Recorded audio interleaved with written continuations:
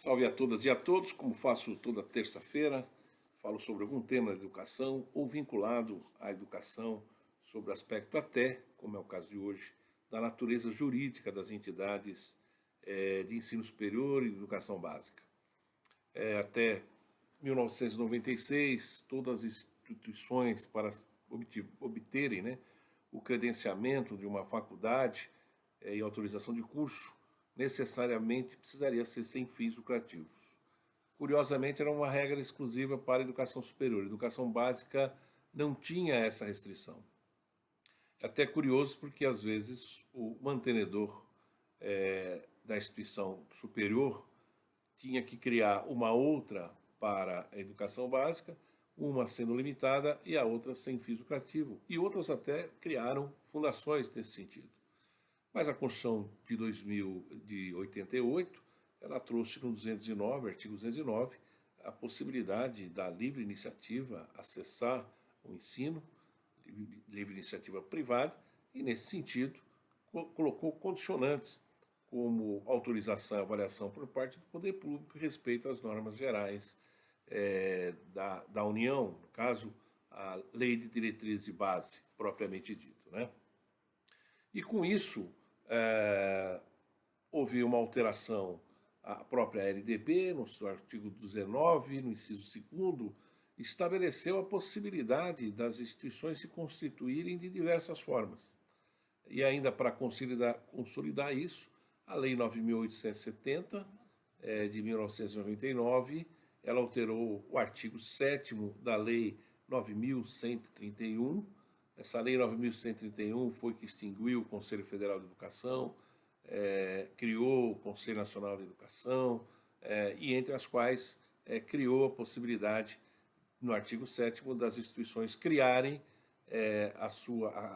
se transformar a natureza jurídica ou adotarem a natureza jurídica diversificada quando for fazer o pedido de credenciamento.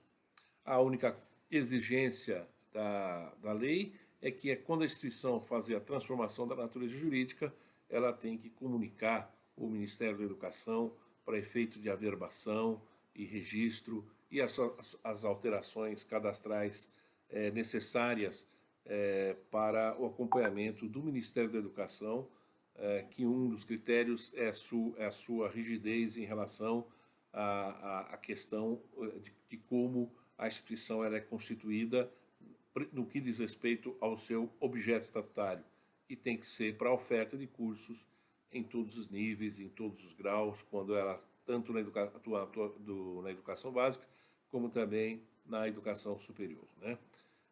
E a década de 70, começou, na verdade, a livre iniciativa, as associações se credenciarem, 70, 73, foram várias instituições, mas o grande boom foi a partir de 96, com várias autorizações de curso, credenciamento de instituições, não havia então centro universitário, e com todas essas alterações e essas modificações, acabou também vendo os mantenedores a necessidade de rever o seu modelo associativo para passar para um modelo mais empresarial, etc.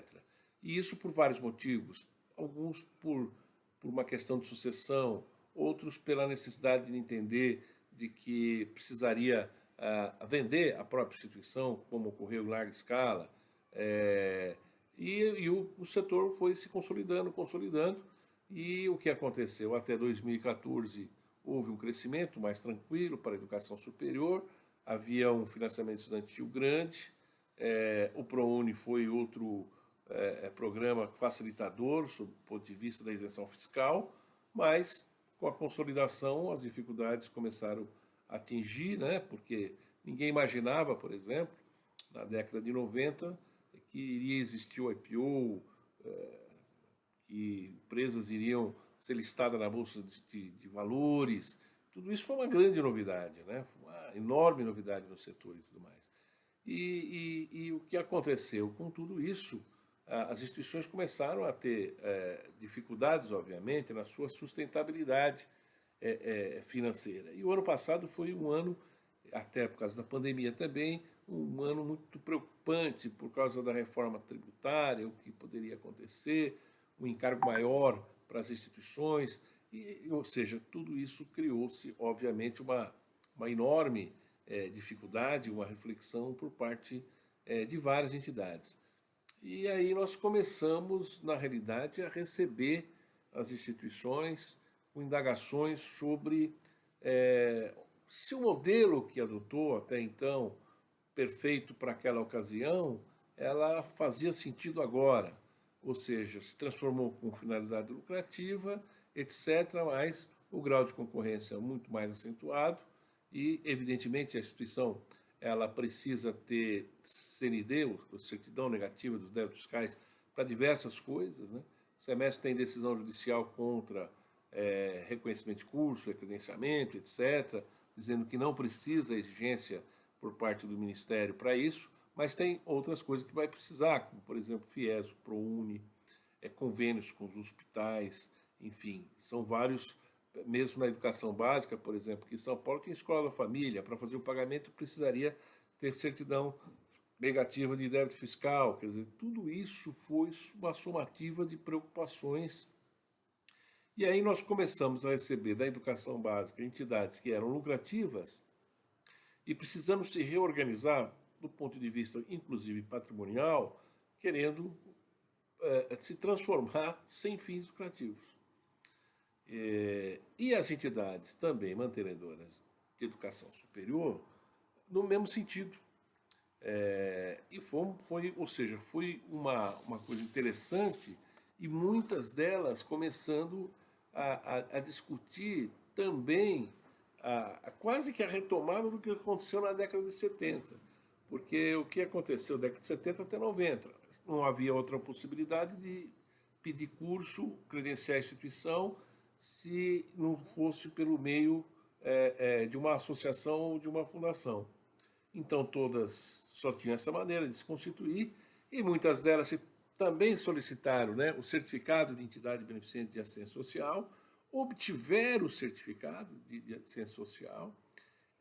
E aí, quando veio a lei do ProUni, a lei 11.096, abriu uma nova porta, que seria a possibilidade da instituição fazer a sua transformação jurídica, e nessa transformação jurídica, ela passaria a pagar a cota patronal numa escadinha de 5 anos, ou seja, 20% ao ano, começando no primeiro ano 20%, passando para 40%, até chegar no final de 100% da cota patronal. Mas também mantendo todos os bolsistas que já existiam e que foram selecionados com base enquanto a entidade era filantrópica, propriamente dito.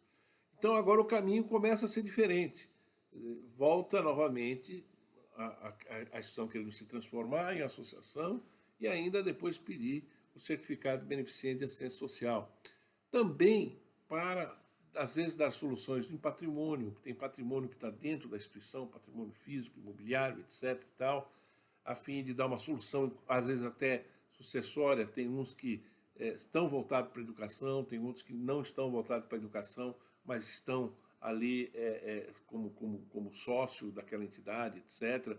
Então é um novo movimento que está acontecendo na educação superior e também na educação básica. E enquanto escritório de advocacia, ouvindo as pessoas, ouvindo os clientes e tal, a gente tem aquele radar daquilo que está acontecendo, que pode acontecer.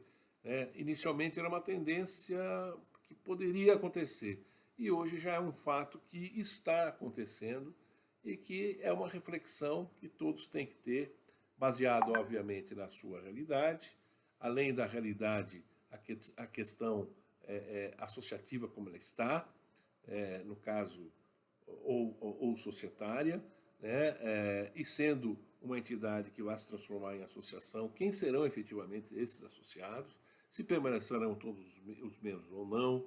Então tem uma série de coisas que precisam ser realmente refletidas, né? Mas como há aí uma tendência nesse sentido, nós resolvemos colocar esse tema para ficar no radar de cada um de vocês. Muito obrigado, então. Até a próxima terça-feira.